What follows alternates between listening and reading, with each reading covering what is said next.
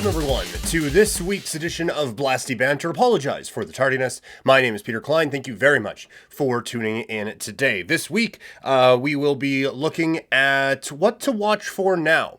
For the entirety of the season, basically, we have been getting ready for the trade deadline. Well, trade deadline has come and gone, and now here we are. What is left? So that is what the focus of the show is going to be today.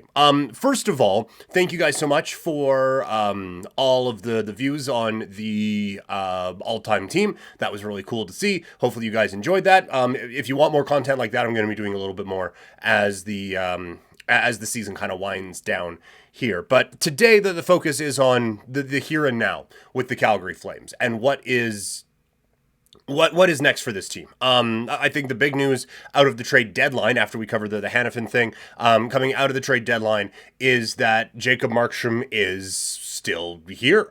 And that is, to me, it is surprising. I don't think it is as big of a disappointment as others. I do still think there is going to be a pretty heavy market for him in the summer, right around draft time, or just in the offseason in general. And I think that this is still going to be a market that the Flames are going to be able to take advantage of. I would still be extremely surprised if Jacob Markstrom is the goalie come the start of next season. I think that time has come and gone. We have seen Dustin Wolf, and we'll talk about him in a little bit, get a little bit more comfortable with more consistent reps at the National Hockey League level. Surprise, surprise, right? But I don't think that anything that happens here in the next 14 games would affect Markstrom's value at all, unless like his Achilles pops or something. But barring catastrophic injury, I don't think that there is anything that would affect Markstrom's value. And so if that right deal wasn't there for the Flames, which it sounds like it may have been from the New Jersey Devils, and that's the part of it that stings. I'll get to that in a second. But I do think that this was one that you could kick the can down the road on. Excuse me, a little bit. So I think this is... I still think that this is going to happen.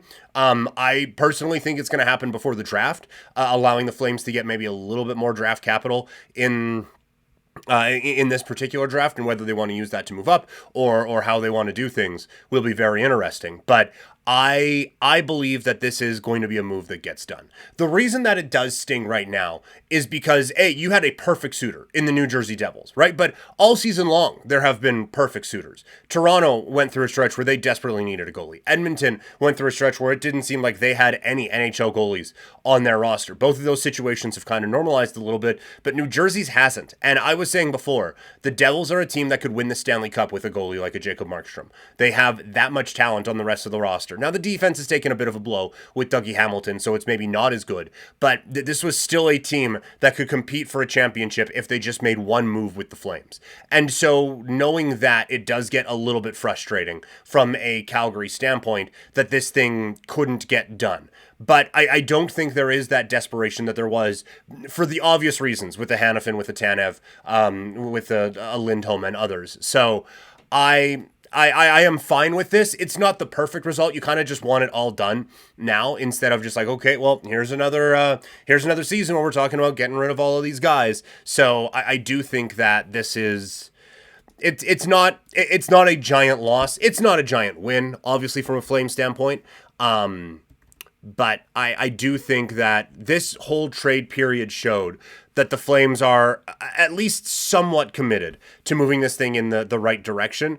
We will just see now how next offseason looks, because I do think that is a little bit interesting here for next offseason. The Flames have 2 picks in the first round.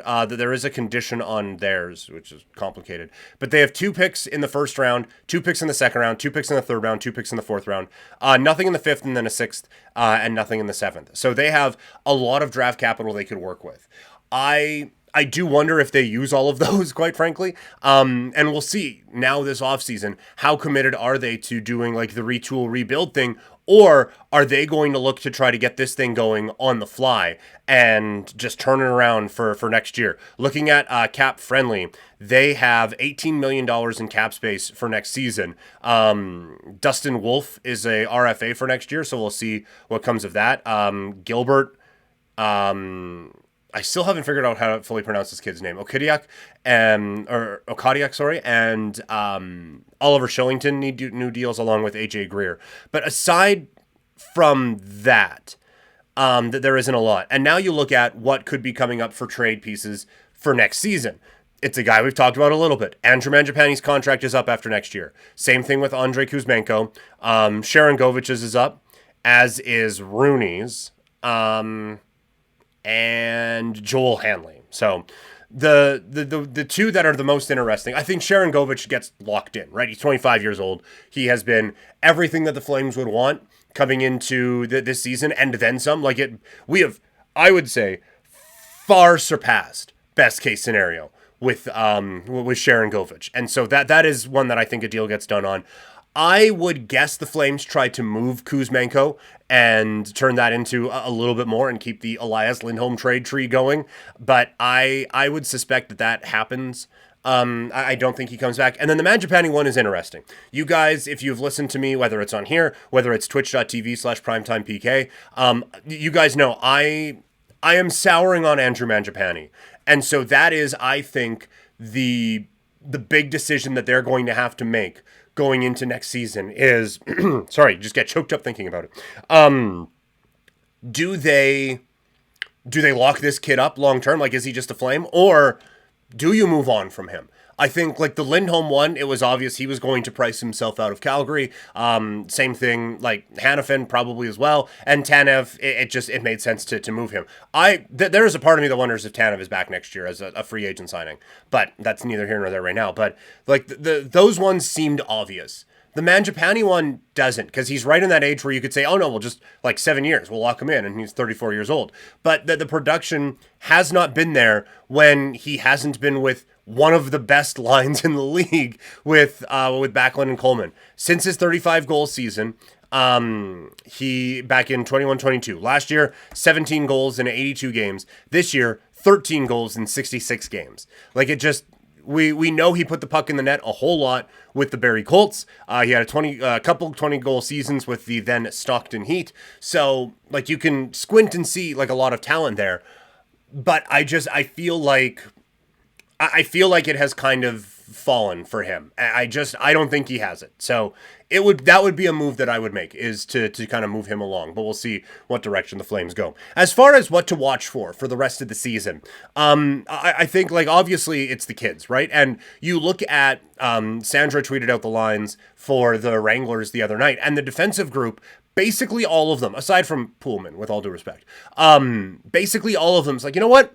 Could see that guy with the Flames. Like, all of them are pieces that I'm interested about from a Calgary Flames standpoint. So they have done, I think, a pretty good job of building up that decor with exciting pieces. Some of them aren't as exciting, right? Like, what we know, that there's a couple of them that you get really excited about and a couple of them that are just, like, kind of stay-at-home guys. But they have built this defense up now to a point where you could cycle quite a few guys in. And I think the training camp competitions next year for these spots are going to be very, very fascinating to see. And the forward group, like, I think they've done an all right job with that as well. It is too bad that Pelche gets sent down.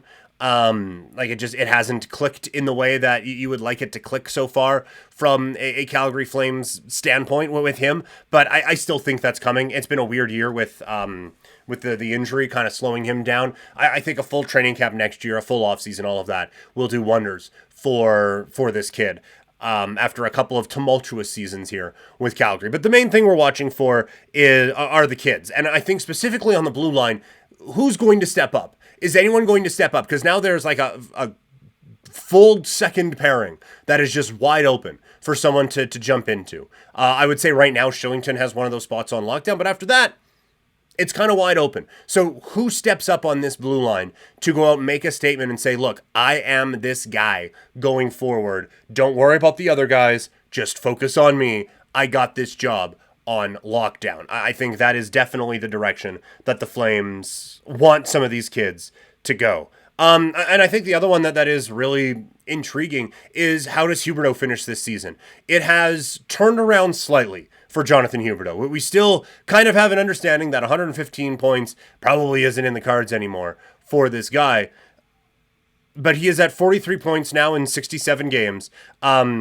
And that is with a month where he had 0 points in all of the games. So I think that it'll be interesting to see how the chemistry continues to develop, who they continue to play him with, and how does this progress as the season kind of winds down. And then the Kuzmenko part of it as well. He is such a tantalizing player. His passing ability is so much better than I was expecting it when he came over from the Canucks.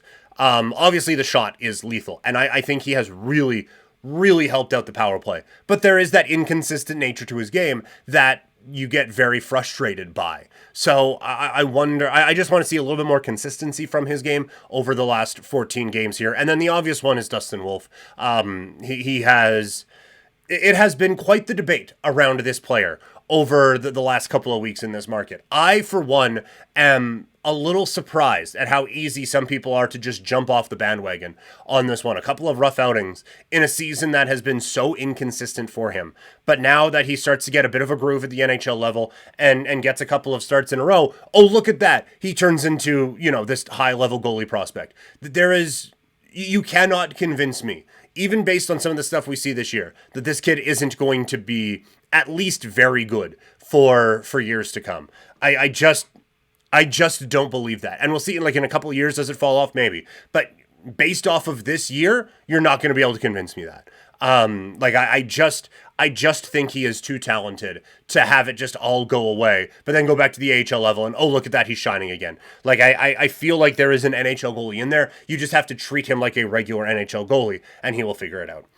The last one here today is some sad news, as we found out that Chris Simon passed away earlier this week from suicide. And from a hockey standpoint, he was just one of those tough guys that everyone, you hated him when he wasn't on your team and you loved him when he was on your team.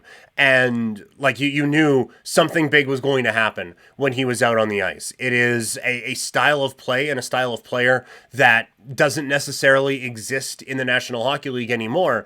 And from a entertainment standpoint of it, that is too bad. From a real life standpoint of it, this exact situation is why people are trying to get this thing out of the game.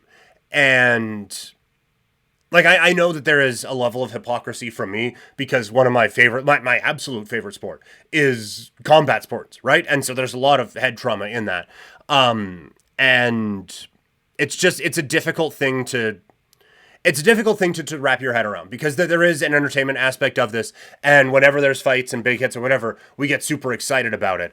But as we learn more and more about the brain and learn more and more about how this sort of a thing can really deteriorate rather quickly and the tragic results that come from it, it is incredibly frustrating how much of a blind eye has been turned to concussions. And they've gotten a lot better about it. There's no question the NHL and the NFL have got significantly better about informing their players and caring about their players when it comes to head trauma. It's not perfect. It is not close to perfect in any league.